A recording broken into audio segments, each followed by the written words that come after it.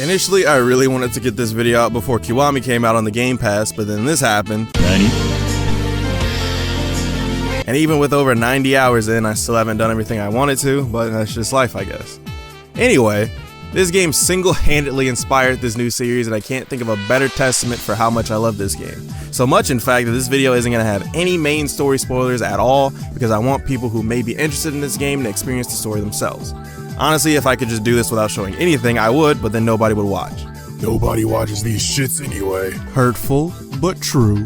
So just as a heads up, like I already said, this video is going to be spoiler-free for the main story, but for everything else, like gameplay and minigames, it's fair game. So if you want to be completely blind going in, I'd advise you to stop right now and remove the last minute or so from your memory since I already showed gameplay. But first, I want to talk about how I got into the series. It was because of Iberleezy's playthrough of Yakuza 0 and Civit's video about the Yakuza series as a whole that I was introduced to the series, and I just want to say thanks for that. Without those two guys, I probably never would have even known about the series. I put both of their links in the description so you can check them both out. Now, onto the game itself.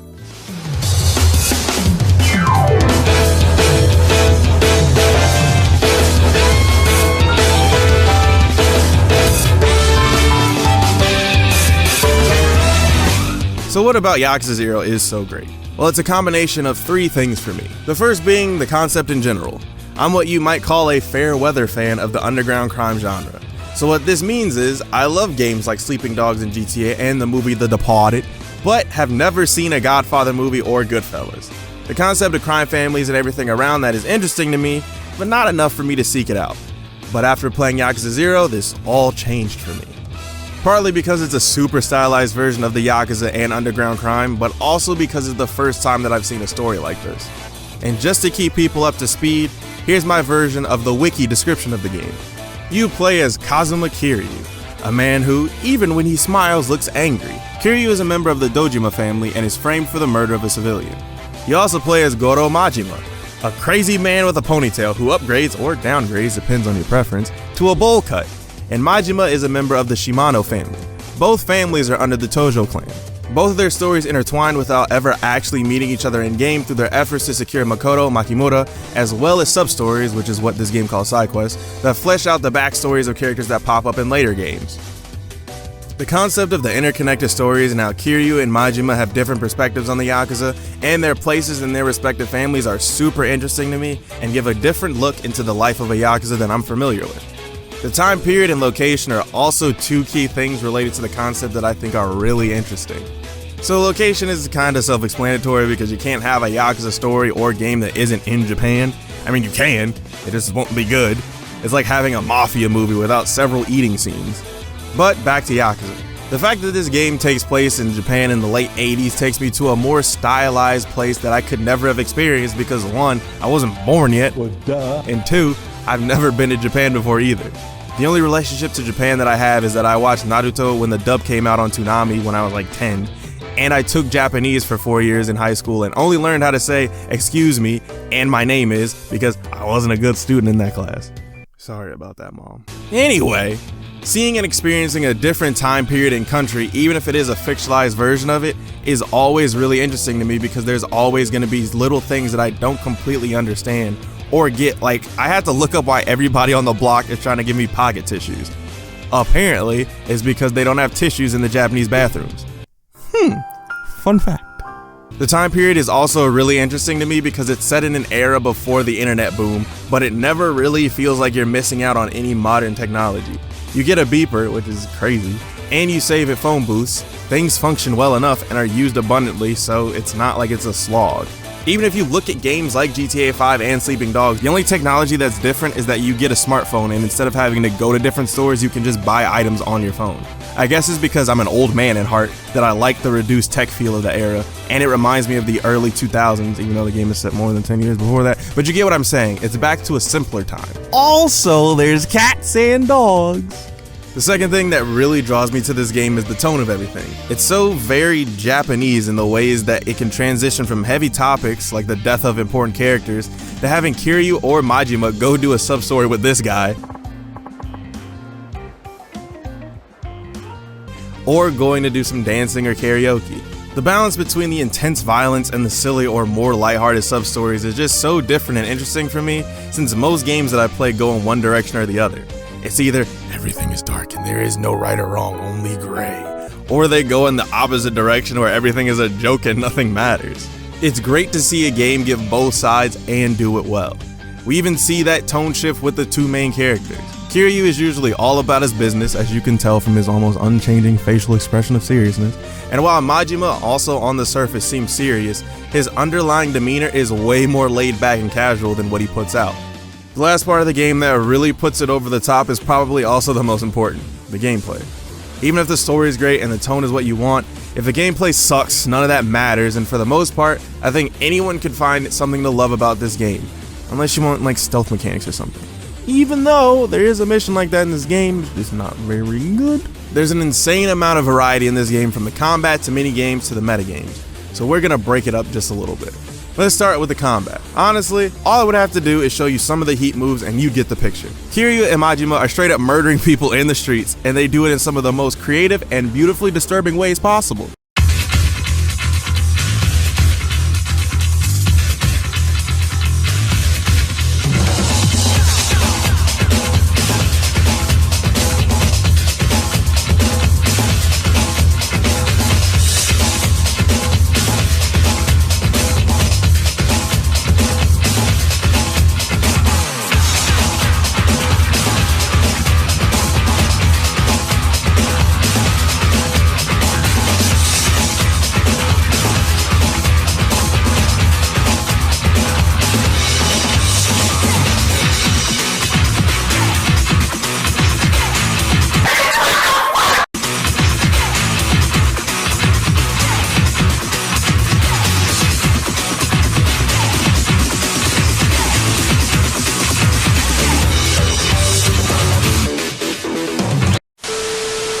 The combat system allows for people to make it as difficult as they want to. If you want to do the same combo over and over again because it works, go ahead. If you want to do specific combos and set up some of the more wild heat moves like this one, go ahead. The game really lets you fight how you want to, even if there are some clearly better styles that can be used, but I don't think that there are any that aren't fun to use or not viable to use.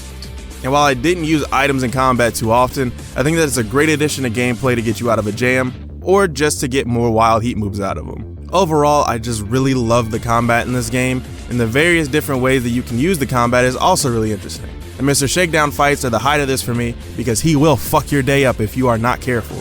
And that risk/reward dynamic is great, especially when most of the thugs or random people who just want to pick fights on the street are pushovers. There's even a weapon crafting system that I didn't really bother to use, but hey, it's there. Even the way that you unlock new heat moves is fun to me. If you want to learn how to use rush style the best possible way, there's a guy for that. Want to know how to use this baseball bat in unspeakable ways? There's a guy for that too. Now let's talk about all the mini games. Man, are there a lot of them. So I'm going to break them down into two categories. The first category has all the little fun mini games like the Kill Crane, old school Sega arcade games like Outrun, Super Hang-On, Space Harrier, and Fantasy Zone. There's Pocket Racing, talking to baddies on the phone. There's also the open world staples like pool, darts, bowling, and fishing. Stuff like shogi, which is just Japanese chess. The batting cages, going to the disco, and karaoke. There's also some videos that you can watch as well if you so choose. You got caught! You got busted! Then there's a second category you can get money from doing the mini games. Technically, you can get money from pool and darts too, but I don't really count those. So there's the casino where you can play blackjack, baccarat, roulette, poker, and then there's a bunch of different Japanese gambling games that I didn't really understand. Then there's betting on catfighting in an underground fight club, and honestly, they could have just put those two in the game and it would have already been a 10 out of 10. But there's two more games that are a little bit more involved. If you look up the minigames on the Yakuza 0 wiki, it says that the Cabaret Club is a minigame. But I think that because of the depth of that game and that it's an integral part of Majima's story, it's more of a game within a game, or a metagame. This and the real estate component for Kiryu are both really big parts of the game, even though you don't technically have to play them to beat the game. The Cabaret Club is the more involved metagame because you actually have to play through running a business, while the real estate business, aside from increasing your property's worth, it's mainly running in the background. But it does have the greatest buying animation of any game, with Kiryu doing this from time to time when you buy new properties. Honestly, I was surprised that I would like the Cabaret Club as much as I did. I mean, you're essentially running a simp club. But hey, people need a service, and I'm prepared to give it to them. It's like a mix between those waiter games that were really popular like 10 years ago and a dating sim, because of course it is. The real estate metagame is by far more profitable, but the cabaret club is more fun because it's more involved than just tapping A and Y a few times, so there's an interesting trade-off between the two. The way that these metagames tie into the combat is also something that sets them apart from the minigames. To get the 4th legendary style for Kiryu and Majima, you have to complete the 2 different metagames for the respective characters, and just by progressing you unlock parts of the style skill tree that you can't access through any other part of the game.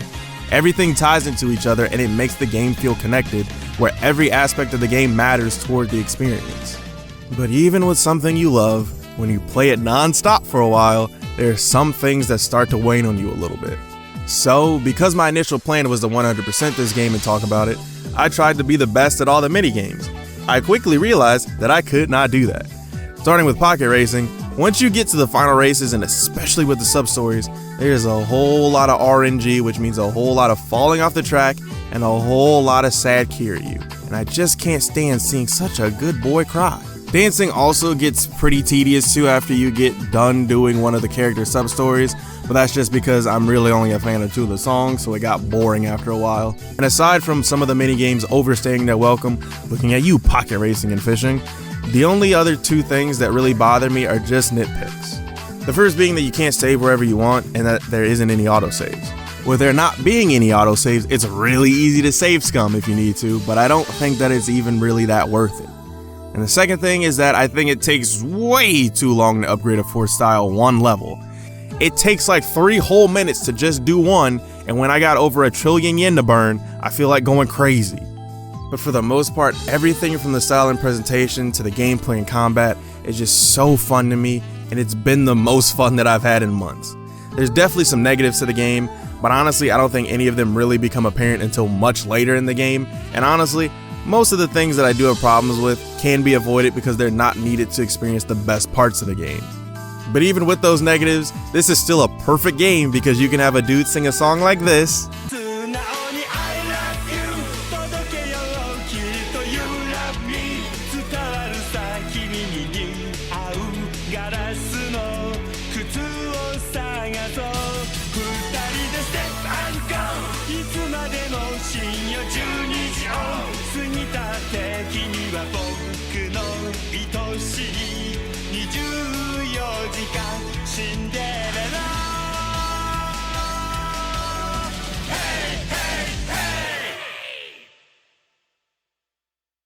and then have that same dude do this. I can't wait to get my hands on the rest of the games in the series, and because Kiwami 1 and 2 are supposed to be coming to the Game Pass soon, too late, Kiwami's already out.